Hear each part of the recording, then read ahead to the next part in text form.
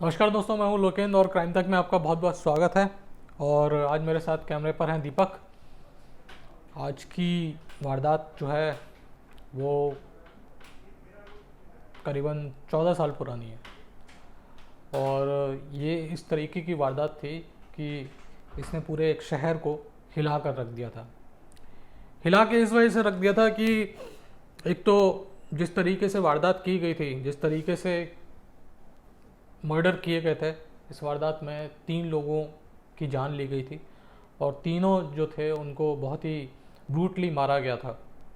तो एक तो ये कि जिस तरीके से चंडीगढ़ शहर में वारदात हुई थी, चंडीगढ़ का भी एक सेक्टर 34 काफ़ी पॉश माना जाता है, वहाँ पे वारदात हुई थी और ब्रूटली मारा गया था 3 लोगों को। और जब करीबन 10 दिन बाद इस पूरे वारदात से पर्दा हटा तो जो चेहरा था मारने वाले का, या अब तो खैर कातिल ही बोलूँगा क्योंकि इस मामले में जो लोग पकड़े गए थे उनको उम्र कैद की सज़ा सुनाई है कोर्ट ने। तो जो कातिल थे उनका जब चेहरा सामने आया तो पूरा चंडीगढ़ शहर क्या, पूरा भारत या नॉर्थ इंडिया ही हैरान था, क्योंकि इस तरीके से ऐसे कोई कैसे कर सकता है। तो पूरी जो वारदात है उसकी शुरुआत होती है 6 फरवरी, माफ़ कीजिएगा 7 फरवरी 2006 से। 7 फरवरी 2006 को एक महिला टीचर अपनी वाइस प्रिंसिपल, जिनका नाम शिबानी सिंह था, ये भवन विद्यालय है चंडीगढ़ के अंदर, उसमें पढ़ाती थी। तो ये जो टीचर थी ये हर रोज़ सेक्टर 34 का जो इनका शिबानी सिंह का जो घर था, जो वाइस प्रेसिडेंट थी भवन विद्यालय में, उनके यहाँ पे ये आया करती थी और फिर शिबानी सिंह के साथ ही ये स्कूल जाया करती थी। यानी दोनों एक ही साथ स्कूल जाया करती थी उनके घर से, उनके घर पे पहुँचने के बाद। तो रोज़ की तरह से ये वहाँ पे शिबानी सिंह के घर पहुँची सुबह। ये फरवरी का महीना था और ठीक ठाक ठंड रहती है फरवरी में भी। और दूसरी बात यह कि चंडीगढ़ जो है शिमला से बहुत ज़्यादा दूर नहीं है, करीबन 100 किलोमीटर का डिफरेंस है। लेकिन जैसे आप चंडीगढ़ से बाहर निकलते हैं तो जो माउंटेन रेंज होती हैं वो शुरू हो जाती हैं। तो चंडीगढ़ में जो मौसम होता है फरवरी का, उसमें भी अच्छी खासी ठंड रहती है। तो ये ठंड का महीना था, ये महिला टीचर उनके घर पर पहुंची और उन्होंने काफ़ी बार जो घंटी बजाई थी, काफ़ी बार घंटी बजाई, लेकिन किसी का कोई रेस्पॉन्स आया नहीं। नॉर्मली ये होता था कि वो 1-2 बार घंटी बजाती थी तो जो शिबानी सिंह थी, जो वाइस प्रिंसिपल थी, वो तुरंत दरवाज़ा खोल दिया करती थी। और लेकिन आज अनयूजुअल चीज़ थी कि काफ़ी बार घंटी बजाने के बाद भी कुछ रिस्पॉन्स नहीं आ रहा था। तो एक बार तो जो ये महिला टीचर थी उन्होंने सोचा कि चलो शायद हो सकता है कि ये कहीं चली गई हो। उस 2006 में इतना मोबाइल थे लेकिन इतना बहुत ज़्यादा चलन नहीं था कि हर कोई अपने पास रखता हो। वो बहुत ज़रूरी जिनके पास रहता था वो उनके पास ही रहता था। जो नॉर्मल आदमी हैं, उनको जिनको ज़रूरत कम है मोबाइल की, वो लोग नहीं रखा करते थे। तो इन्होंने एक बार तो ये सोचा कि चलो वापस चली जाती हूँ मैं, लेकिन फिर इन्होंने कहा कि एक बार मैं चेक करती हूँ कि क्यों आखिर दरवाज़ा नहीं खोला जा रहा। तो ये जो मेन गेट था, मेन गेट से ये अंदर की तरफ आए और अंदर जो था वो दरवाज़ा था जो ड्राइंग रूम में खुलता था। और जब इन्होंने ड्राइंग रूम का दरवाज़ा खोल के देखा तो बिल्कुल इनके पैरों तले ज़मीन खिसकना ही बोलेंगे। उन्होंने देखा कि ड्राइंग रूम के फर्श पे ये जो महिला वाइस प्रिंसिपल थी शिबानी सिंह, इनकी लाश पड़ी हुई थी। अब केवल शिबानी सिंह की उन्होंने, जो महिला टीचर थी, उन्होंने लाश देखी और तुरंत उन्होंने शोर मचाना शुरू कर दिया। आसपास के पड़ोसी आए और फिर पुलिस को इन्फॉर्म किया गया कि इस तरीके से लाश मिली है। तब तक कोई घर के अंदर नहीं गया था, सब लोग बाहर ही थे। अब पुलिस मौके पे पहुंची और फिर जब पुलिस ने मौका मुआयना करना शुरू किया, काफ़ी लंबा चौड़ा घर था, तो एक और कमरा जो था उसमें एक और लाश पड़ी हुई थी। ये जो लाश थी ये अजीत कौर की थी। ये अजीत कौर जो है ये मरने वाली जो महिला शिबानी सिंह, उनकी नंद लगती थी। और मकान घूमा गया तो गैरेज के पास के हिस्से में एक और लाश मिली। ये जो लाश थी ये टीपी सिंह की थी। टीपी सिंह शिवानी सिंह के पति और रिटायर्ड ग्रुप कैप्टन थे। यानी घर के अंदर 3 लाशें पड़ी हुई थी। तीनों को अलग अलग तरीके से मारा गया था। टीपी सिंह को गोलियां मारी गई थी 3। जो शिवानी सिंह थी उनका गला रेत के हत्या की गई थी। और ये जो अजीत कौर थी, इनके सर पर गहरे भारी चीज़ से वार किया गया था, जिसकी वजह से काफ़ी इनके जो सर का हिस्सा है वो काफ़ी क्षत विक्षत हो गया था। तो इस तरीके से 3 बॉडीज़ मिली। पुलिस ने कार्रवाई की और कार्रवाई करने के बाद पोस्टमार्टम के लिए भेज दिया तीनों बॉडीज़ को। जिसने ये खबर सुनी चंडीगढ़ में, सब लोग हैरान थे कि इतनी सेफ कॉलोनी और इतना हाई फाई या पॉश इलाके में किस तरीके से अपराध हो सकता है। पुलिस ने और भी जांच करी घर की, तो गहने जो थे वो गायब थे घर से, और कुछ जो कैश था वो भी गायब था। लेकिन एक बात बड़ी अजीब थी कि जो महिलाओं ने गहने पहन रखे थे, उनसे वो गहने जो थे वो नहीं उतारे गए थे। तो पुलिस को लग रहा था कि शायद टाइम नहीं मिला होगा, और पुलिस को ये मामला जो था वो सेंधमारी का लग रहा था कि ये तीनों कत्ल लूटपाट के लिए किए गए हैं। क्योंकि पहली नज़र में तो यही नज़र आ रहा था कि 3 कत्ल किए गए और लूटपाट की गई है। घर के अंदर सामान वामान बिखरा हुआ था, कैश गायब था, ज्वेलरी गायब थी। तो पुलिस इसी एंगल से मामले की जांच आगे शुरू करती है।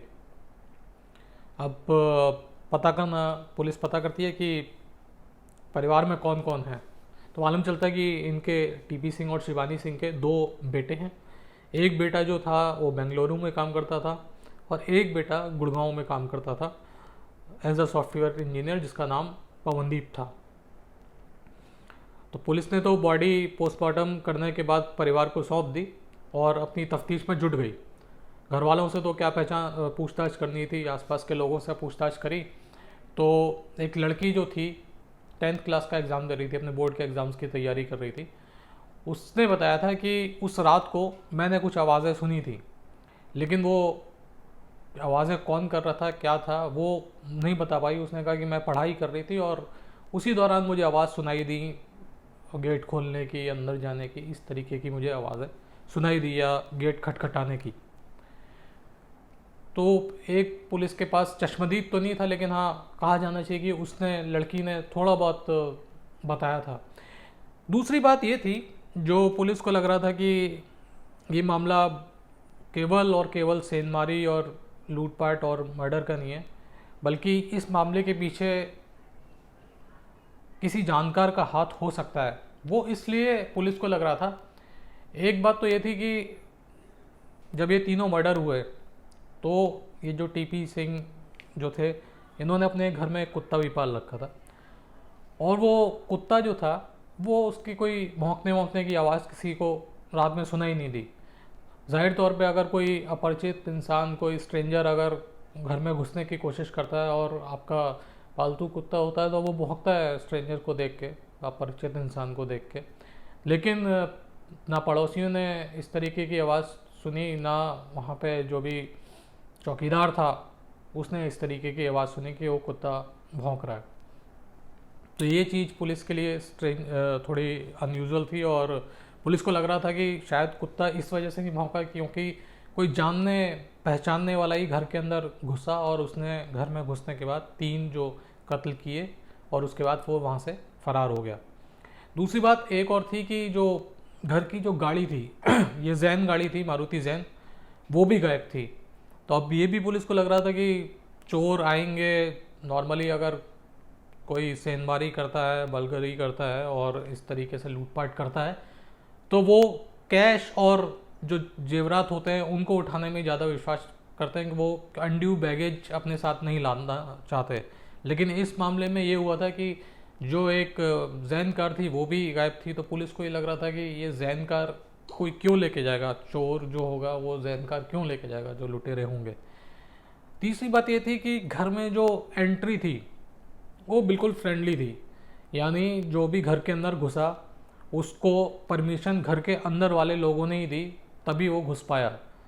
तो ये फोर्सफुली एंट्री नहीं थी। नॉर्मली ये होता है कि जो भी लुटेरे आते हैं वो दरवाज़ा का लॉक तोड़ते हैं या फिर खिड़की का ग्लास तोड़ के, ग्रिल तोड़ के और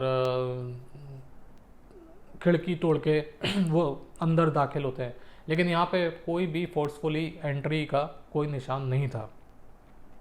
तो ये 2-3 बातें थीं जिससे पुलिस को लग रहा था कि इस पूरे कत्ल में कोई इंसाइडर है, यानी कोई ना कोई जानने वाला है जिसने ये 3 कत्ल की वारदात को अंजाम दिया है। आगे तफ्तीश हुई और पुलिस ने पूछा कि लास्ट राइट्स वगैरह के बारे में पूछा, और क्योंकि दोनों बेटे तो बाहर रहते थे तो उनसे तो पूछताछ करने में कोई फ़ायदा भी नहीं था पुलिस को। लेकिन पुलिस ने ऐसे ही पड़ोसियों से बात करी कि सब कुछ निबट गया ठीक तरीके से। तो एक पड़ोसी ने बताया कि बाकी सब तो ठीक था, लेकिन एक चीज़ बड़ी अनयूजुअल थी जो हमें भी बड़ा अजीब सा लगा कि ऐसा नहीं होना चाहिए था। तो पुलिस ने पूछा कि ऐसा क्या हो गया, आप बताइए। तो पड़ोसियों ने बताया कि जब तीनों का अंतिम संस्कार किया गया, टीपी सिंह, उनकी पत्नी शिबानी और टीपी सिंह की जो बहन थी अजीत कौर, उनका जब अंतिम संस्कार किया गया तो उस अंतिम संस्कार में सारे रिश्तेदार मौजूद थे। जो छोटा लड़का था वो भी मौजूद था, लेकिन जो बड़ा लड़का था जिसका नाम पवनदीप है वो मौजूद नहीं था। तो पुलिस को लगा कि क्यों मौजूद नहीं है, ऐसी क्या बात है कि वो मौजूद नहीं है। और सोचिए, घर के अंदर माँ बाप का कत्ल हो गया, बुआ का कत्ल हो गया, लेकिन जो बड़ा लड़का था उसने आने की कोई इनिशिएटिव नहीं लिया और उसने पूछा भाई, उसने उस तरीके से इंटरेस्ट भी नहीं दिखाया। तो पुलिस ने पूछा रिश्तेदारों से, तो रिश्तेदारों ने बताया कि हमें भी बड़ा अजीब लग रहा है कि ये जो बड़ा लड़का था ये पता नहीं क्यों नहीं आया। पुलिस ने उसका मोबाइल फ़ोन लिया और उसको फ़ोन किया और उसको पूछा कि तुम लोग कहाँ हो। जो पवनदीप था उससे पूछा कि तुम कहाँ हो, तो उसने बताया कि मैं नॉर्थ ईस्ट आया हुआ हूँ, मिज़ोरम, और यहाँ पे मेरी गर्लफ्रेंड रहती है, मैं उसके घर पे आया हूँ। तो उसने बताया कि पुलिस ने उससे पूछा कि तुम अपने माँ बाप के फ्यूनरल में शामिल क्यों नहीं हुए। तो उसने बताया कि मुझे मेरे माँ बाप से बहुत ज़्यादा प्यार नहीं था और मेरे माँ बाप भी मुझे बहुत ज़्यादा प्यार करते नहीं थे। तो उन लोगों के बीच में स्ट्रेंज थोड़े रिलेशनशिप थे, दोनों के बीच में, माँ बाप के बीच में और ये पवनदीप के बीच में पटरी नहीं खाती थी। एक सुराग पुलिस को लगा कि शायद ये जो एंगल है पवनदीप वाला, इस पे भी काम कर लेना चाहिए, क्या पता कुछ मिल जाए। क्योंकि बहुत सारे जो लूटपाट करने वाले गिरोह थे उनके बारे में तो पुलिस पता कर रही थी, लेकिन पुलिस की एक टीम ने यह डिसाइड किया, क्योंकि ट्रिपल मर्डर था, चंडीगढ़ जैसे शहर में था और एक पॉश इलाके में था, सेक्टर 34 में, तो पुलिस को लगा कि इस लाइन पे भी इन्वेस्टिगेशन किया जाना चाहिए।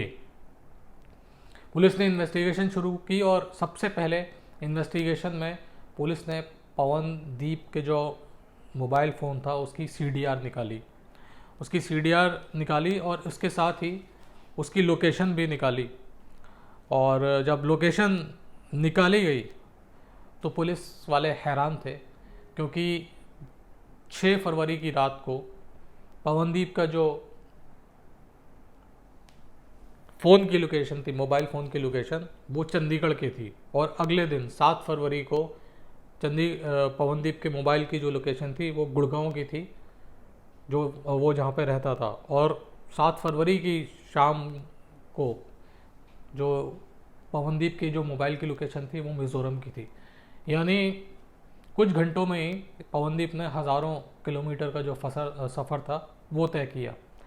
अब पुलिस के पास बिल्कुल पुख्ता सबूत थे कि हो ना हो ये जो ट्रिपल मर्डर हुआ है इसमें पवनदीप का हाथ हो सकता है। पुलिस ने पवनदीप को बुलाया, मिज़ोरम गई पुलिस की एक टीम और वहाँ से पवनदीप को पकड़ के लाई, हिरासत में लिया और इंटरोगेशन करनी शुरू करी। जब इंटरोगेशन हुई और उसको बताया कि इस तरीके से तुम्हारी जो मोबाइल की लोकेशन है वो 6 फरवरी को चंडीगढ़ की आ रही है, 7 फरवरी की सुबह गुड़गांव की आ रही है, उसके बाद फिर मिज़ोरम की आ रही है, तो कन्फेस करना पड़ा उसको, क्योंकि कन्फ्रंट इस तरीके से सबूतों के साथ किया गया था पुलिस ने कि वो उसके पास कोई रास्ता नहीं था बचने का। और आखिरकार उसने कबूला कि मैंने प्लान किया था ये पूरा अपने माँ बाप का मर्डर। और उसने कहानी बताना शुरू की कि वो शुरुआत से ही उसको लगता था कि उसके जो माँ बाप हैं वो उसके छोटे भाई से ज़्यादा प्यार करते हैं और वो उससे कम प्यार करते हैं। और ये जो दिमाग की सोच थी, ये जो दिमागी फितूर था, ये वक्त के साथ बढ़ता गया। ये जाके गुड़गांव में नौकरी करने लग गया, रुपए पैसे की बात होती थी और ये इसकी जो सोहबत थी वो भी थोड़ी गलत थी। तो माँ बाप इसको समझाते भी थे और रुपया पैसा जब ये मांगता था तो देने में भी मना करते थे, क्योंकि उनको लगता था कि ये पैसा जो हमसे ले रहा है ये कहीं ना कहीं उल्टे सीधे कामों में लगाएगा, या जो भी नशा करने में या बाकी सारी चीज़ों में लगाएगा। दूसरी बात ये कि जो लड़की जो थी, इसकी गर्लफ्रेंड थी पवनदीप की, वो उससे शादी करना चाहता था, लेकिन जो परिवार था वो बिल्कुल राज़ी नहीं था कि वो पवनदीप से शादी करे, क्योंकि दोनों का थोड़ा कल्चरल डिफरेंस था। लड़की नॉर्थ ईस्ट की थी, लड़का पंजाब का था। तो दोनों जो फैमिली थी पवनदीप की वो तैयार नहीं थी, और इस बात को लेके भी पवनदीप के दिल में गुस्सा था कि मेरे माँ बाप मेरी खुशी के लिए इस लड़की को भी नहीं अपना सकते। और उसको ये भी लगता था कि शायद मेरे माँ बाप की अगर मौत हो जाती है, उनका मर्डर हो जाता है, तो उसके बाद जो प्रॉपर्टी है वो डिवाइड हो जाएगी और मेरे पास भी काफ़ी सारा जो हिस्सा है प्रॉपर्टी का वो आ जाएगा। तो आगे की जो मेरी ज़िंदगी होगी वो बड़े सुकून में होगी। तो इस तरीके की प्लानिंग ये काफ़ी वक्त से कर रहा था, और इस प्लानिंग में इसको साथ मिला दो लोगों का, दो भाइयों का। इनमें से एक का नाम अनिल था और एक रविकांत। ये जो दोनों थे, इन्हीं के मकान में पवनदीप रहा करता था। और क्योंकि मकान में रहता था तो बातचीत होती थी, बैठते थे संग में, उठते बैठते थे। तो इस तरीके से, और ये दोनों अनिल और जो रविकांत थे, इनका क्रिमिनल पास था, मुकदमे जो थे, आपराधिक मुकदमे इनके ऊपर दर्ज थे। तो एक बार पवनदीप ने इस तरीके से जिक्र किया और बताया कि मैं इस तरीके से परेशान हूँ, मेरे माँ बाप जो हैं वो मेरे को लाइक नहीं करते, मेरे को डिसोन किया हुआ है, और पैसा वैसा इतना सारा है उनके पास। जो टीपी सिंह जो रिटायर्ड ग्रुप कैप्टन थे, इसके फादर पवनदीप के, वो एक सिक्योरिटी एजेंसी चलाया करते थे और उससे भी ठीक ठाक पैसा आया करता था। इसके अलावा जो उनकी पेंशन है, बाकी सारी चीज़ें, उस हिसाब से वेल ऑफ जो थे वो टीपी सिंह। तो इसको बड़ा मलाल था कि मुझे कुछ मिल नहीं पा रहा। तो ऐसे में अनिल और ये जो रविकांत थे, जिनके मकान में रहा करता था पवनदीप, उन्होंने बताया कि अगर हम, उन्होंने रास्ता इस तरीके से सुझाया, जो क्रिमिनल सोच थी उनकी, कि अगर इस तरीके से मर्डर हो जाता है तुम्हारे माँ बाप का, प्रॉपर्टी तुम्हारे नाम पे हो जाएगी, मोटा पैसा मिल जाएगा। तो ये राज़ी हो गया और उसके बाद फिर प्लान बनाया गया कि मर्डर करने का। ये तीनों बस से चंडीगढ़ पहुँचे 6 फरवरी को, और दोपहर तक ये लोग पहुँच गए थे वहाँ पे। फिर इन्होंने एक लिकर शॉप थी, वहाँ पे गए। वहाँ पे इन्होंने फिर शराब पी काफ़ी। शराब पीने के बाद करीबन 11:30 पौने 12 बजे पवनदीप जो है वो अपने घर पे पहुँचा, और संग में दोनों भी थे, रविकांत और अनिल। और इसने अपने घर का दरवाज़ा खटखटाया, और जब इसके फादर टीपी सिंह दरवाज़ा खोलने के लिए बाहर आए तो इन्होंने, अनिल और रविकांत ने उनको 3 गोलियां मार दी, जिसकी वजह से उनकी मौत हो गई। अब गोलियों की आवाज़, हालांकि इन्होंने उस तरीके से गोलियां मारी कि उसकी आवाज़ नहीं हुई, लेकिन थोड़ी बहुत जो आवाज़ हुई, उस आवाज़ को सुन के पवनदीप की माँ शिबानी सिंह वो निकली बाहर, और उन्होंने देखा कि टीपी सिंह को गोली मार दी गई है। तो वो चिल्लाती, इससे पहले ही उनका जो गला था वो रेत दिया गया। ये सब कुछ कमोशन हो रही थी, ये जो सब कुछ चल रहा था मकान के अंदर, इसकी जो भनक थी वो पवनदीप की बुआ और टीपी सिंह की बहन को भी लगी। और वो भी जब बाहर की तरफ आई तो उसको भी ये अनिल और रविकांत जो है, इन्होंने भारी चीज़ से उनके सर पे वार किया, और इस तरीके से उनकी भी मौत हो गई। यानी तीनों जो मर्डर थे वो हो चुके थे। उसके बाद इन्होंने जो कैश और ज्वेलरी वगैरह जो घर में थी वो उठाई, और जो जैन कार थी वो भी उठाई, और उसके बाद फिर ये लोग वहाँ से चंडीगढ़ से निकल गए।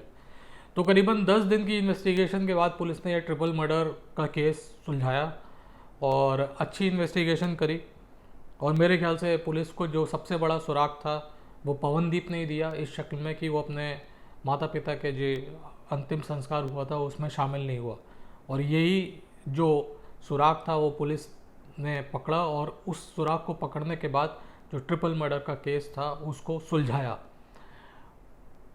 तो इस तरीके से एक सनसनी फैला देने वाला केस जो था 2006 का, वो इस तरीके से पुलिस ने सुलझाया। फिलहाल इस मामले में 3 जो आरोपी हैं, अनिल, रविकांत और पवनदीप, इनको जो है उम्र कैद की सज़ा सुनाई गई है और ये फ़िलहाल अपनी जो ज़िंदगी है वो जेल में ही काट रहे हैं। शायद हो सकता है कि बेल पे बाहर हों। इस डेवलपमेंट के बारे में अभी तक कोई न्यूज़ है नहीं मेरे पास, लेकिन आप देखिए कि रुपए पैसे के लालच में और ये गलतफहमी में कितना जो कहा जाना चाहिए कि दिमाग में ऐसा फितूर बैठ जाता है कि लोग अपने माँ बाप को मारने से भी पीछे नहीं हटते।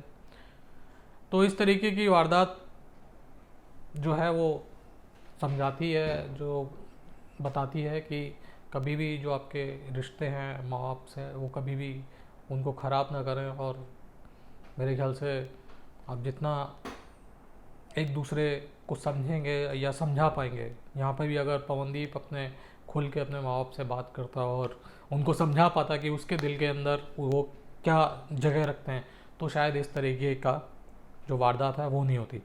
तो फिलहाल आज के लिए इतना ही, फिर आपसे मुलाकात होगी, तब तक के लिए अपना ख्याल रखिए। जय हिंद, जय भारत।